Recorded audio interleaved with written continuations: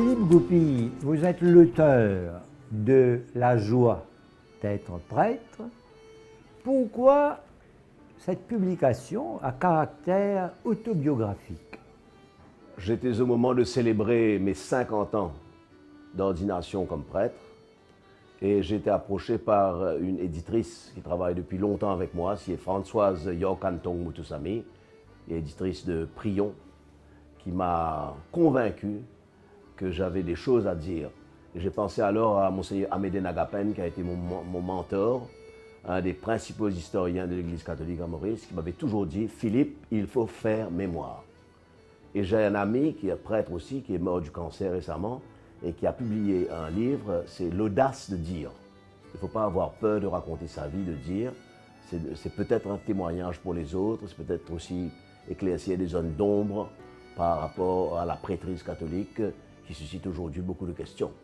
Donc j'ai été très encouragé à le faire, je me suis lancé et finalement ça m'a fait beaucoup de bien.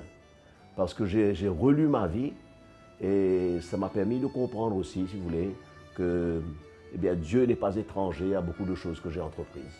Philippe, racontez-nous brièvement votre parcours. Vous étiez lauréat et vous avez décidé de devenir prêtre au lieu de faire des études de droit. Oui, c'est vrai. Quand j'ai été lauréat en 1959, c'était quelque temps avant le cyclone Carole. Je ne sais pas si c'est prémonitoire. Mais dites-vous que beaucoup de mes amis m'ont posé la question, pourquoi te faire prêtre? Alors que mon grand-père avait été chef-juge et mon oncle aussi était à l'époque chef-juge, donc je m'orientais vers les études de droit. Et alors la question a été posée, pourquoi être prêtre? Et même j'ai une copine qui m'a dit c'est un gaspillage. Mais j'ai tenu à répondre à cet appel, si vous voulez, parce que pour moi, c'est aussi un appel qui se fait à travers la conscience de l'homme et aussi à travers, pour moi, étant chrétien, à travers la Bible, il y a des appels. Dieu appelle des hommes pour le servir, pour le suivre. Bien souvent, ils refusent ou ils acceptent ou ils disent d'attendre un petit peu. Et alors moi, j'ai pris une solution intermédiaire. J'ai attendu un peu, j'ai fait 3 ans d'université à Dublin, où j'ai étudié les lettres classiques. Et ensuite, ma vocation a mûri et là, j'ai commencé mes études de philosophie et théologie à Rome. Donc, c'était un appel intérieur et qui a été confirmé ensuite par mes formateurs. Parce que vous savez qu'on peut dire qu'on voudrait être prêtre, mais on doit suivre un parcours très sérieux.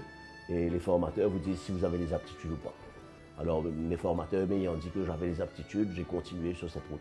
J'ai eu la grande chance pendant mes études à Rome de vivre un temps de changement profond dans l'Église catholique qui était le Concile Vatican II.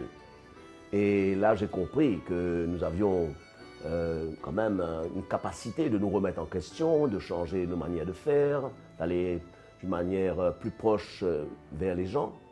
Et quand je suis retourné à l'île Maurice, j'ai été nommé à Port-Louis, à l'Immaculée Conception, avec le père Henri Souchon, enfin qu'on ne présente plus. Et Henri Souchon a été aussi mon formateur. Il a souligné l'importance des médias pour l'Église catholique, il devait se servir des médias, et aussi l'ouverture sur l'interreligieux. C'était juste après les bagarres raciales de 68, et il avait invité un imam à prêcher dans l'église de l'Immaculée Conception. Et alors, il y avait comme un grand frisson qui traversait la foule, et c'était pour moi un choc spirituel. C'est dans cette direction-là qu'il nous faut aller. Et l'ouverture à l'interreligieux, donc j'ai appris du père Souchon. Ensuite, j'ai travaillé pendant 20 ans comme secrétaire du cardinal Margéo. Alors là, j'ai eu l'occasion de vivre des moments très importants, comme la béatification du père Laval, comme le cardinalat de Jean Margéo, comme les émeutes Kaya en 99. Alors, il y a eu des moments très forts, très exaltants. Et finalement, j'ai compris qu'on ne passe pas un examen, on devient prêtre. On apprend toute sa vie à devenir prêtre. On peut faire des études, mais c'est une formation continue, perpétuelle et qui est faite à travers les contacts humains. La joie d'être prêtre, quelles sont ces joies exactement? Alors, je pense que l'essentiel de cette joie se trouve dans le service des autres. Tous les matins, je reçois beaucoup de personnes qui viennent me raconter leurs problèmes, leurs difficultés, leurs souffrances. Et quelquefois, j'arrive à leur donner un petit peu de réconfort. Alors moi, si je ressens de la tristesse, peut-être quand je me réveille, le temps est mauvais comme aujourd'hui, on est un peu triste, eh bien le fait de rencontrer d'autres personnes et le fait, si vous voulez, comme on disait autrefois, puis dans la tragédie grecque, de voir les souffrances d'autrui, ça me purifie et ça me redonne une joie de vivre. Alors ça, c'est la source de ma joie de prêtre, c'est au quotidien d'aider des personnes dans la mesure de mes moyens. Ce soit des pauvres, ou c'est des gens en recherche, ou des couples, ou des familles divorcées. Aussi, je pense, en allant au profond de son être. La joie, c'est un sentiment finalement, ça va et ça vient comme un yo-yo. Mais je crois que la joie arrive dans notre vie quand on a notre besoin d'être aimé et rempli, et notre besoin d'être valable. C'est nos deux besoins fondamentaux. Alors, dans le ministère de prêtre, mon besoin d'être valable, jusqu'à présent, il est rempli parce que les gens viennent à moi pour me demander de les aider. Et mon besoin d'être aimé aussi, parce que la plupart des conseils que je donne sont gratuits. Et j'ai en retour beaucoup de gens qui me disent il y a 20 ans, vous m'avez dit ça, il y a 30 ans, vous m'avez dit ça. Mais il n'y a pas que la joie dans la vie d'un prêtre qui est aussi un homme comme les autres. Exactement. Et vous savez, on traverse beaucoup de souffrances en tant que prêtre parce qu'on communie à des événements douloureux. Par exemple, les mortalités, les gens qui sont morts dans des accidents de bicyclette, des accidents de voiture. Alors, c'est des moments difficiles où il faut accompagner les familles. On ne trouve pas toujours peut-être la parole qu'il faut, mais je pense que l'accompagnement, être avec, même si on ne dit pas grand-chose, même si on n'explique pas, je pense qu'on traverse ces moments de souffrance. Et personnellement, dans ma vie, cela m'enrichit aussi. Parce que, si vous voulez, la personne que je suis, en fait, c'est Jésus. Hein. Il a eu des moments de souffrance terribles. Surtout, il a été trahi par les siens, il a été incompris, il a été rejeté. Alors, dans ces moments-là, je communie à cette souffrance-là et je me sens plus proche de lui. Philippe, une question peut-être embarrassante, mais que je voudrais vous poser. J'ai vu en 2015 à Paris un des plus grands films de ces dernières années, Spotlight. Spotlight, c'est le nom de l'équipe d'investigation du Boston Globe qui révéla le scandale des prêtres catholiques pédophiles à Boston en 2001. Comme vous le savez, il y a un nouveau scandale aux États-Unis, en Pennsylvanie, et ça concerne 300 prêtres catholiques pédophiles qui sont accusés donc d'agression sexuelle sur un millier d'enfants. Qu'en pensez-vous? C'est un drame. Moi, je crois qu'en tant que prêtre catholique, ça me fait beaucoup souffrir. Et ça pose de sérieuses questions sur la formation des prêtres. Alors, comment se fait-il que des personnes qui avaient des tendances pareilles aient pu être ordonnés prêtres? Et après leur ordination, comment se fait-il qu'ils n'ont pas été assez accompagnés pour pouvoir faire la lumière sur leur propre état de vie? Donc c'est une très très grande blessure dans l'Église catholique. Et nous, prêtres, nous souffrons beaucoup de cela. Parce que maintenant, il y a toujours une suspicion. Vous savez, une suspicion qui s'instaure. Mais je crois que à quelque chose, malheur est bon, comme on dit. Hein. C'est-à-dire que la souffrance de tout ce problème des prêtres pédophiles va permettre à l'Église d'être beaucoup plus humble. Vous savez, dans le domaine, allons disons, de la sexualité, l'Église avait des positions très tranchées, elle était un peu triomphaliste.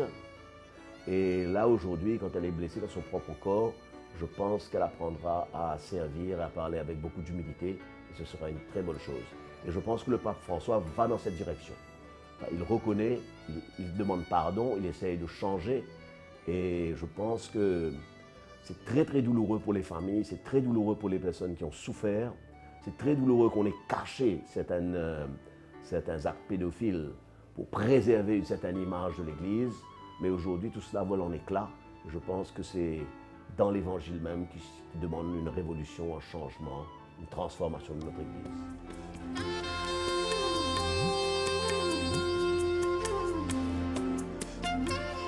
Gyandat Gopi, you have published this book, 9 Wonderful Journeys of Life. Every human being is a shining star. What are those 9 wonderful journeys to become what you call a super achiever? Yes, so the 9 journeys, wonderful journeys of life. The first one is the challenger journey. There one must be fearless and brave and courageous, right? Because we all have problems in life, big problems, sometimes big ambitions. One has to be fearless, courageous to do what he really wants to achieve. There is one background story in the book about Christina and Mangal. They show extreme courage and fearlessness to achieve what they want to achieve. The second journey is about migration journey.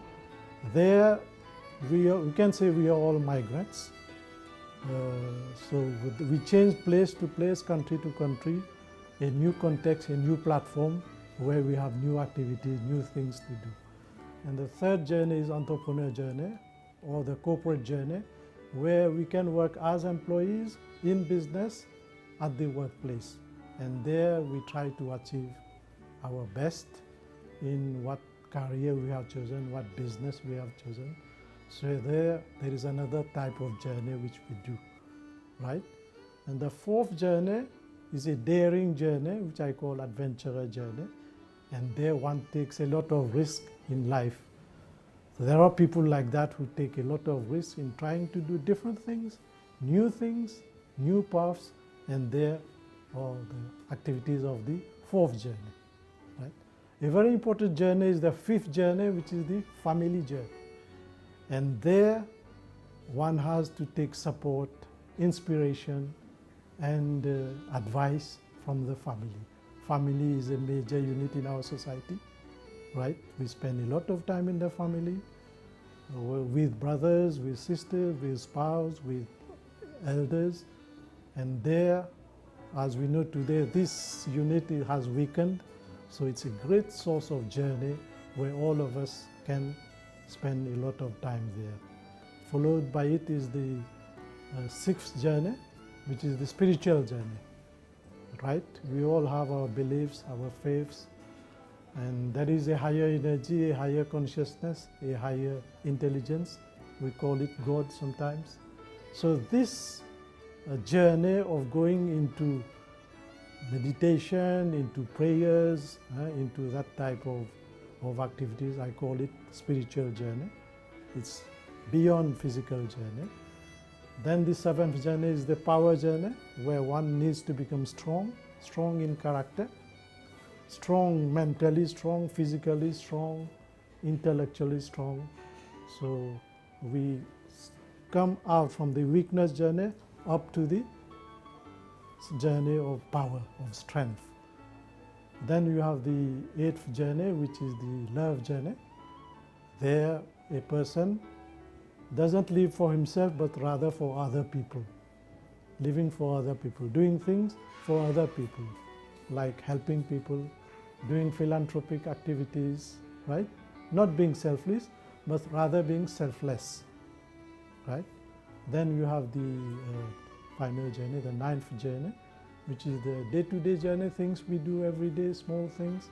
But that should be done with a cheerful mind, with cheerfulness. Life should not be a drudgery, an ordeal, a problem. It should be enjoyed. So all those 9 journeys, all those activities that we do, I have categorized into 9 journeys, which can also be 9 purposes for which we live. We have a purpose in life, so this is how we can enjoy our life, make the most of it by spending time in all those journeys in a balanced manner. Yeah. Some people do spend a lot of time in a few of those journeys, others in some other journeys. But what I'm saying is that we need to do all those journeys and make the most of them. This is how somebody can become a super achiever. A cheerful question. As you write that the first journey of life is to live fearlessly, braveness, I would like to know, as you were director of the Management Audit Bureau, what you think of the report of the Director of Audit that underlines every year that some super achievers make wonderful journeys with public money.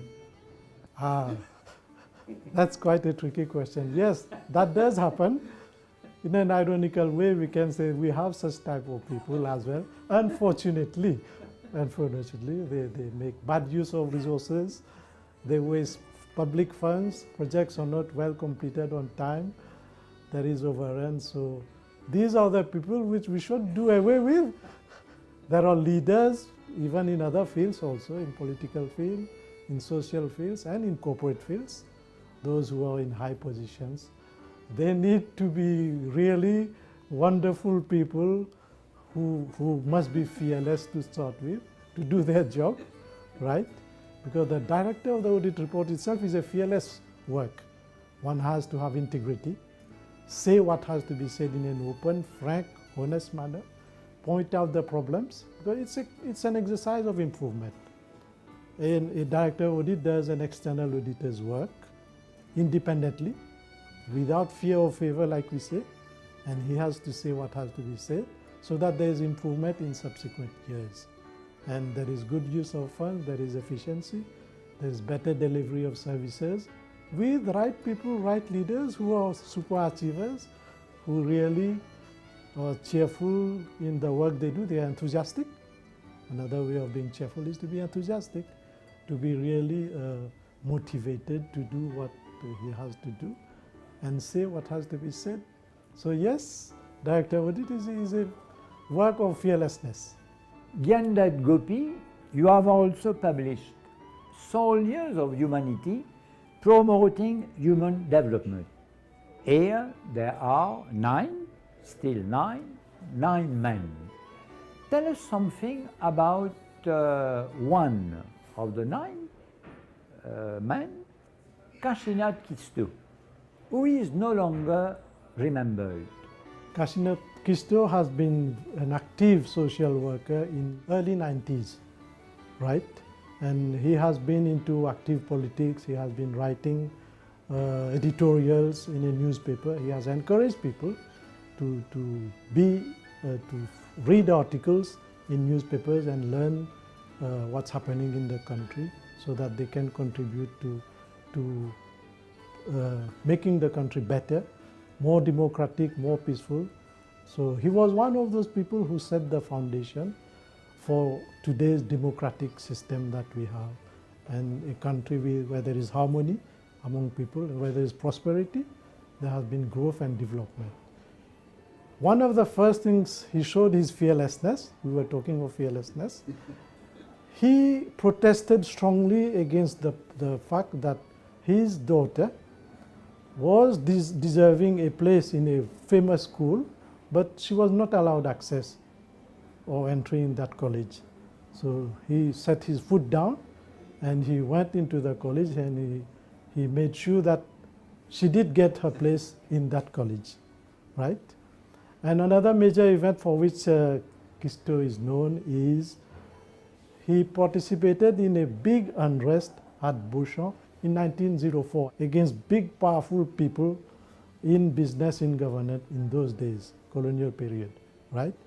So he was very forceful, very aggressive and assertive in what he did. He went into villages everywhere across the whole island, holding meetings, talking to people. In those days he was talking Hindi in meetings, talking to people in Hindi, you know. Normally it was French in those days in meetings. So he was explaining to people why they should be involved in active politics and why they should make themselves grow and emancipate.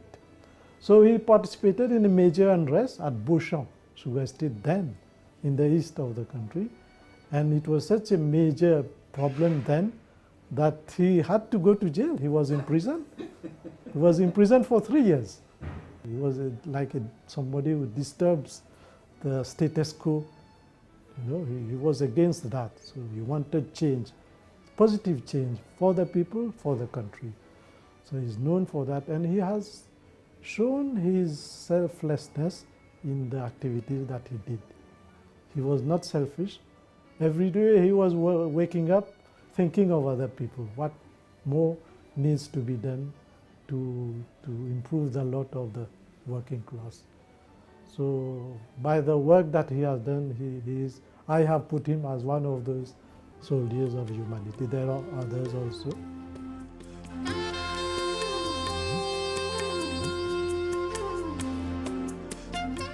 Faria Moussa, vous êtes l'auteur de The Lost Doll, publié par Haussmann Publishing. Vous êtes encore étudiante au QIC. Quand et comment avez-vous écrit ce livre d'environ 200 pages? Depuis quand écrivez-vous? J'ai commencé à écrire en Forme 4 et je ne l'écrivais pas tous les jours. Je l'écrivais quand j'avais un temps libre ou quand l'inspiration me venait. Et je le montrais à ma prof d'Alliance. Après, elle me donnait des idées de comment changer ou s'il y avait quelque chose à ajouter. J'ai fini le livre en fin de Forme 4. Quelle est l'intrigue de The Lost Bonne? Il y est beaucoup question de personnages, de contes de fées, des aventures de Marilia Lights. Marilia Lights est une fille ordinaire comme tout le monde. Elle a appris qu'elle avait un frère jumeau et que ses parents ne l'avaient pas dit. Elle était un peu en colère, donc elle s'est échappée de la maison pour partir chez sa cousine. Et là, elle s'est perdue. Donc, c'est là que l'histoire commence avec les contes de fées et tout. Elle se perd, elle rencontre une dame qui lui montre le chemin de la maison. Sauf que elle ne s'est pas retrouvée chez elle. Elle s'est retrouvée dans une forêt et un village un peu bizarre. Et là, elle rencontre un garçon qui lui dit qu'elle peut venir chez lui pour l'instant et que là, sa maman va peut-être l'aider à retrouver son chemin.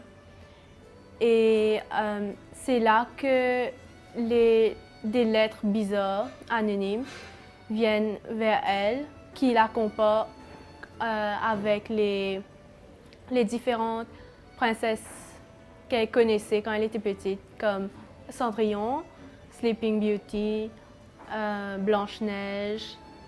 Et puis, elle essaie de comprendre pourquoi elle reçoit ces lettres et comment c'est connecté à elle. Et c'est là qu'elle réalise qu'elle ne peut pas faire confiance à tout le monde. Et elle hésite à dire au garçon aussi qu'elle reçoit ces lettres. Faria, parlez-nous un peu de vos lectures. Quand lisez-vous et quels sont vos auteurs favoris? Je lis quand j'ai du temps libre le soir avant de partir dormir ou même à l'école quand la prof est absente. Et des fois le matin, j'aime bien lire les livres d'Agatha Christie, John Green, Harry Potter. Et des fois, sur l'Internet aussi, sur Wattpad, il y a des livres intéressants qu'on ne connaît pas l'auteur seulement. Ça aussi, j'aime bien lire. On ne cesse de signaler que les jeunes ne lisent pas de romans. Que leur diriez-vous pour les inciter à le faire? Au fait, je pense que les jeunes ne lisent pas vraiment parce qu'ils n'ont pas le temps. Mais il y en a qui lisent pas les livres hard copy. Il y a comme l'application Wattpad, il y a beaucoup de livres là-dessus. Donc, si le problème est qu'ils n'ont pas de livres intéressants à la librairie ou quoi que ce soit, ils peuvent partir sur Wattpad ou n'importe quel site où il y a les livres parce que c'est en plusieurs catégories. Donc, ils peuvent choisir qu'est-ce qu'ils aiment bien, fantasy, romance, et là, choisir un livre. Et les livres sont pas si longs que ça. Des fois, on n'a qu'à écrire un mot aussi, les keywords, et là, ils nous donnent une liste de livres qui peuvent nous intéresser. Imagine a world where every single action had a definition from an outer realm, said Marilia daydreamingly. What? Asked her cousin with a mischievous grin. How could you not understand such a simple sentence? Imagine if lies were not really the opposite of truth. What if it was just a veil deforming it? She murmured, her eyes twinkling with delight.